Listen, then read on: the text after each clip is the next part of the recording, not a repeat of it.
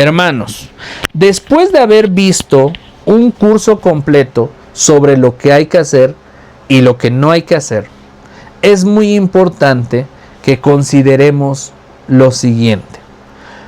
No nos olvidemos de Jesús.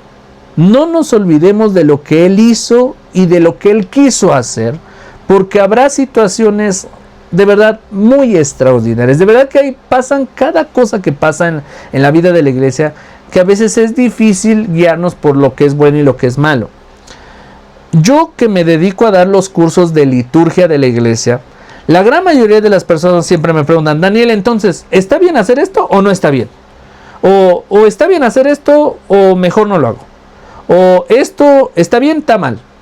Y si pongo esto, ¿es así o no es así? Miren, aunque nosotros nos preparemos sabiendo intelectualmente lo que es correcto para vivir plenamente el encuentro con Jesús en la Eucaristía, no siempre se va a llegar a vivir tal cual.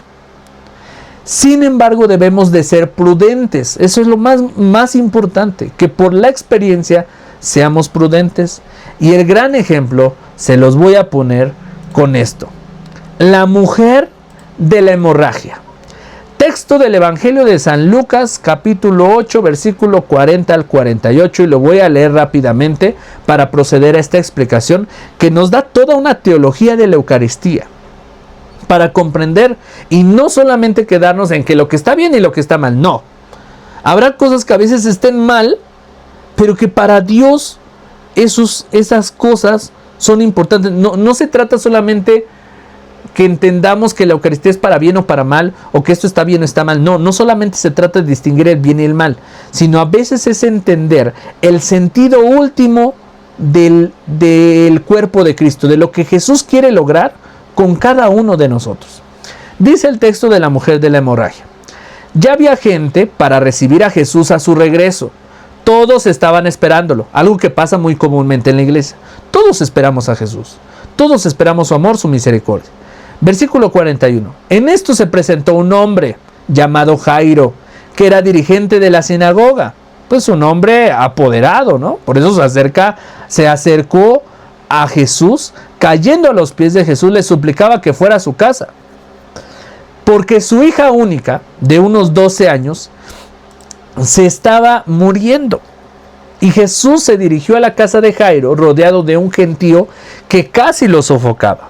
Entonces una mujer que padecía hemorragias, una mujer enferma, desde hace 12 años y a la que nadie había podido curar, se acercó por detrás y tocó el fleco de su manto. ¿El manto de quién? De Jesús. Al instante se le detuvo el derrame. Hasta aquí hago una pausa. Imagínense, Jesús se acerca con Jairo porque Jairo tenía poder, ¿sí? Aunque tanta gente se le encimaba a Jesús, solamente el que tuvo acceso a Jesús fue Jairo. Y por eso Jesús va con Jairo, porque era una persona importante en medio de la comunidad. Y dice el texto que todos, ¿sí?, se le amontonaban, todos lo sofocaban. ¿Por qué no le hacía caso a Jesús? Porque iba a ver específicamente a la hija de Jairo. Y entre tanta multitud, una mujer toca el fleco del manto de Jesús y se le detuvo el derrame. Jesús se voltea y pregunta: ¿quién me ha tocado? Como todos decían: yo no. Pedro le dice: maestro, es toda esta multitud que te rodea y te oprime. Pero Jesús les dice: no, alguien me ha tocado porque he sentido que una fuerza ha salido de mí. La mujer de la hemorragia se ve descubierta, se presentó temblando frente a Jesús y se echó a los pies de Jesús. Después contó delante de todos por qué lo había tocado y cómo había quedado instantáneamente sana. Jesús le dijo: hija, tu fe te ha salvado, vete en paz. Por eso, hermanos, aunque nosotros vayamos a llevar la comunión y demos la comunión dentro y fuera de la misa, nosotros siempre vamos a dar la comunión. Al final, La persona que recibe el cuerpo de Cristo en gracia va a recibir bendiciones, le va a ir bien en la vida, va a recibir alegrías y va a estar bien plenamente como hijo de Dios. Pero la persona que recibe el cuerpo de Cristo estando en pecado, o incluso los mismos enfermos y los familiares de los enfermos que cometen un sacrilegio con el cuerpo de Cristo al recibirlo en pecado, reciben su propia condenación.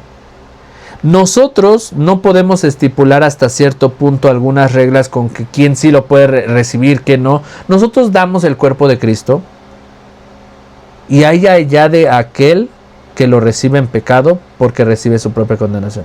¿Se imaginan que Jesús aquel día con la mujer de la hemorragia se hubiera volteado y le hubiera dicho a la mujer: no, no me toques, no está permitido a nadie tocar al Hijo de Dios? Hubiera sido otra situación, ¿no? Y hubiera dicho: ¿por qué, Señor? ¿Por qué no te puedo tocar? Sin embargo, la mujer de la hemorragia recibe la sanación de su vida por su fe. Jesús le aclara: hija, tu fe te ha salvado, vete en paz. Porque se decide a tocar al Señor y porque después se decide a seguirlo, porque ella creía en ese hombre que estaba percibiendo en ese momento. Por eso se decide a tocarlo. El texto de la mujer de la hemorragia es un texto muy claro que rompe con todos los esquemas litúrgicos. Si en algún momento llegamos a ver a alguien que rompe con alguna postura, alguna regla litúrgica, puede ser porque está pasando situaciones como la mujer de la hemorragia. Y por poner un ejemplo muy sencillo, hace rato hablábamos de la norma litúrgica que dice: el acto de comulgar es un acto comunitario. Una persona que pasa a comulgar de rodillas rompe con la regla litúrgica. Número 2, si la persona regresa a su lugar y en lugar de sentarse y cantar como toda la comunidad se pone de rodillas, está rompiendo con otra regla comunitaria. Pero ¿qué pasaría si esa persona fueras tú y se acaba de morir tu hijo hace algunos minutos y vas a la misa dominical y le dices: Señor, quiero ofrecerte mi comunión por mi hijo que acaba de morir? ¿Te vas a poner de rodillas o no? Yo creo que sí. Recibirías el cuerpo de Cristo de rodillas. Y regresando a tu lugar, en lugar de sentarte y cantar, yo creo que por la situación que estás pasando, te pondrías de rodillas a platicar en ese momento con el Señor que lo has comulgado.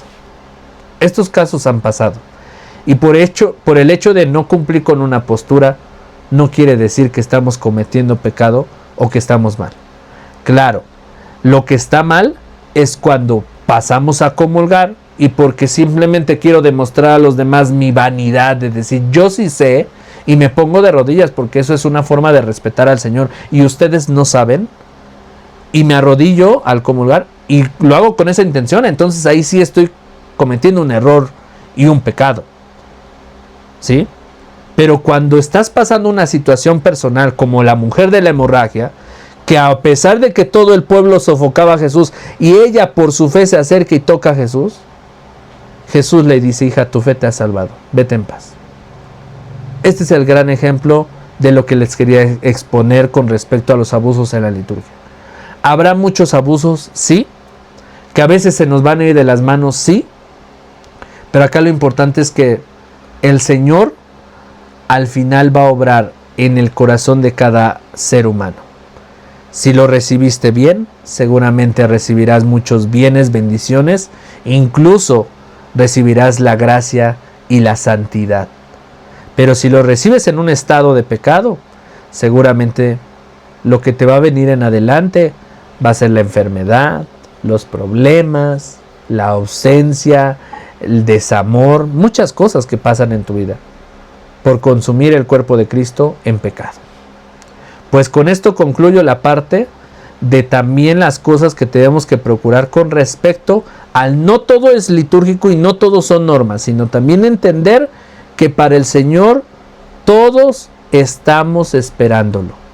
El Señor tiene misericordia de todos y al final el Señor va a obrar en el corazón de cada persona.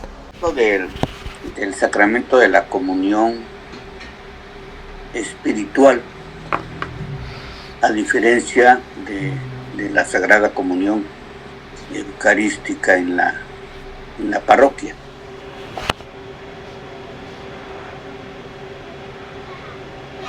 Sí, ¿cuál es la pregunta? ¿Cuál es la diferencia entre una comunión espiritual? Bueno, sí sé cuál es la diferencia, ¿no? De la comunión sacramental a la comunión espiritual. Pero el valor que hay de hacer una comunión espiritual a hacer una comunión sacramental. Bien, la comunión física del cuerpo y la sangre de Cristo, la recepción, nos conceden la vida eterna, nos conceden la salvación. La comunión espiritual es pedirle al Señor en este camino de conversión que nos acerque a Él, de que estamos unidos a Él, y aunque no podemos comulgar, estamos haciendo el esfuerzo de querer comulgar. Pero no toda la vida podemos estar haciendo una comunión espiritual. Esa comunión espiritual está reservada temporalmente para aquellos que no lo pueden consumir físicamente, pero no es siempre. No se tiene que hacer un hábito. Es como el ministro ordenado. Por ejemplo, los sacerdotes, antes de ser sacerdotes, pasan por un grado del orden del diaconado, que es temporal, ¿sí? Durante 6 meses o durante un año. Y practican oraciones y ejercen el servicio del diaconado durante un tiempo, con esperanzas de que sean sacerdotes. Y después son sacerdotes. Las personas que hacen la comunión espiritual es porque están viviendo en unión libre, porque no tienen el sacramento de la comunión, el del bautismo, porque por ahí hay un detalle en su vida que no han podido solucionar, pero tienen que buscar arreglarlo para después tener la comunión. Pero lo único válido es la comunión física. Nos concede la vida eterna. Lo dice el mismo Evangelio Jesús: yo soy el pan de vida. El que come mi carne y bebe mi sangre, tiene vida eterna. Ahí no dice el que haga tal oración espiritual tiene vida eterna, no, solamente el que tiene la comunión física, ¿sí? El que come y bebe el cuerpo de Cristo.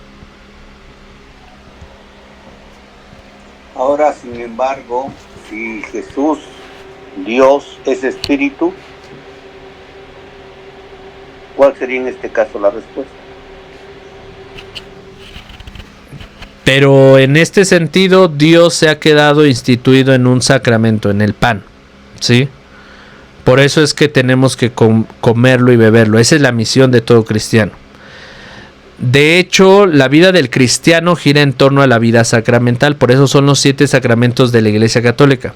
Y si nosotros analizamos los 7 sacramentos, en todos se celebra la Eucaristía. El bautismo, ¿dónde se recibe? En una Eucaristía.